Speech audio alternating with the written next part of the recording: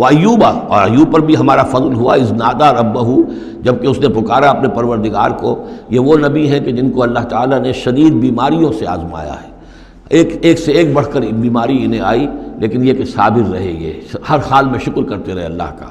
تو ایوب صابر، اصل میں ان کا صبر جو ہے وہ مشہور ہے، صبر ایوب۔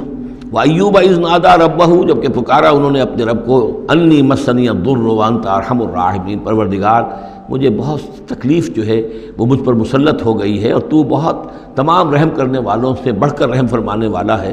فاستجبنا لہ، تو ہم نے اس کی دعا بھی سنی، اس کی فریاد سنی۔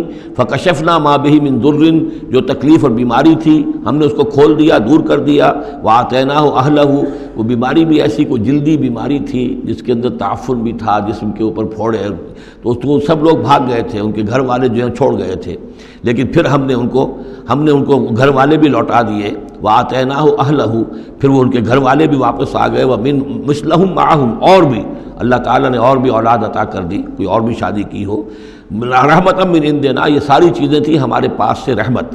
وذکریٰ للعابدین، اور یہ یاد دہانی اور نصیحت ہے اللہ کی بندگی کرنے والوں کے لیے۔ واسماعیل وادریس وذوالکفل، اسی طرح اسماعیل اور ادریس اور ذوالکفل کو، کل من الصابرین، یہ سب کے سب تھے ہمارے صبر کرنے والے بندے۔